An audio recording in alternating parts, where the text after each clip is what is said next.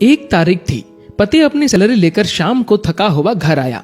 पत्नी इसी इंतजार में थी कि कब पति आएगा। पत्नी ने उसके आते ही उसे गर्मा गर्म चाय पिलाई और पूछा कि सैलरी आ गई होगी आपकी आज तो। पति मुस्कुराहट के साथ बोला कि हाँ, और इस महीने ओवर टाइम का 12,000 रुपए बोनस भी मिला है। पत्नी की खुशी का ठिकाना नहीं रहा। पत्नी मीठी आवाज में बोली, क्या हम इस रविवार को शॉपिंग कराए? तो पति बोला कि ठीक है, लेकिन सिर्फ एक शर्त पर, कि यदि तुम हफ्ते में कम से कम एक बार मेरी मां से फोन पर बात कर उनका हाल पूछोगी तो। पत्नी ने दबी आवाज में हाँ कर दी। पति सिर्फ ये चाहता था कि उसकी मां और उसकी पत्नी के बीच जो भी अनबन है वह दूर हो जाए। ठीक 2 मिनट बाद पति के मोबाइल पर मां का फोन आया। उधर से मां बोली, कैसे हो बेटा? बेटा बोला, मां मैं ठीक हूं।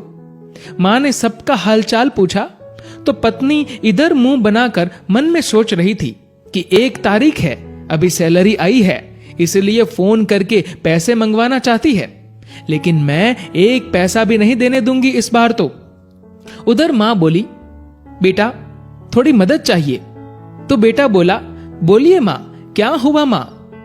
बोली, बेटा इस महीने 5,000 रुपए मिल सकते हैं क्या? पति हर काम अपनी पत्नी से पूछकर ही करता था। उसने ये बात अपनी पत्नी से पूछी तो पत्नी बोली कि बोल दो कि अभी सैलरी नहीं आई है। बेटे ने मां से कहा कि मां अभी सैलरी आने में टाइम है। मां बोली, बेटा कैसे भी करके भिजवा दो प्लीज, हॉस्पिटल में इलाज के लिए चाहिए। पति ने यह बात पत्नी से दोहराई। पत्नी बोली, मां से बोल दो कि सरकारी हॉस्पिटल में इलाज करवा ले। पति ने मां को यही सलाह दी तो मां बोली, बेटा उधर इलाज सही से नहीं होता और वह ध्यान भी नहीं रखते।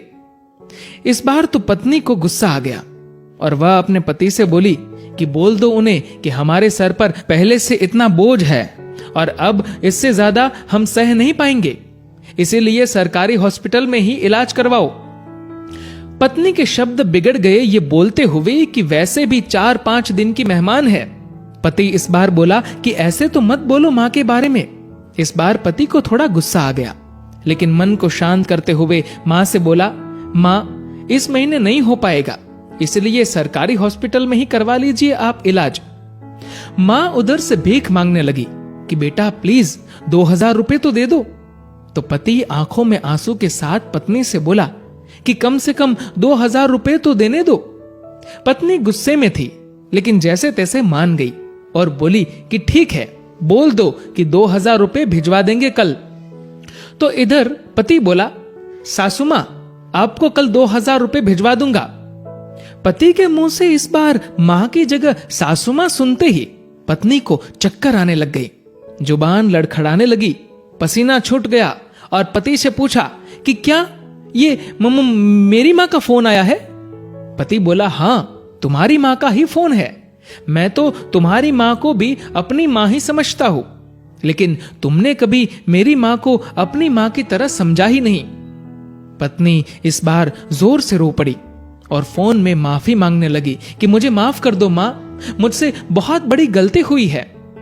तो उधर से मां बोली, बेटी यदि सिर्फ एक मां का दिल दुखाया होता तो माफ कर देती, लेकिन तुमने तो आज एक नहीं बल्कि 2 मां का दिल दुखाया है। यदि आज मैं तुम्हें माफ भी कर दूं तो भी ऊपर वाला तुम्हें माफ नहीं करेगा। दोस्तों, ऐसा माना जाता है कि अगर ऊपर वाला भी मां का कर्ज चुकाने आ जाए तो वो भी कंगाल हो जाए। एक मां खुद मौत के मुंह में जाकर जिंदगी को जन्म देती है। उस मां का सम्मान करे। मां तो मां होती है, उसको मरने से पहले जीते जी ना मारे। दोस्तों, इस कहानी को लेकर आपकी क्या राय है नीचे कमेंट करके जरूर बताएगा। और दोस्तों, अगर आपको ये वीडियो अच्छा लगा हो तो इस वीडियो को लाइक करिएगा और ज्यादा से ज्यादा लोगों तक शेयर करिएगा।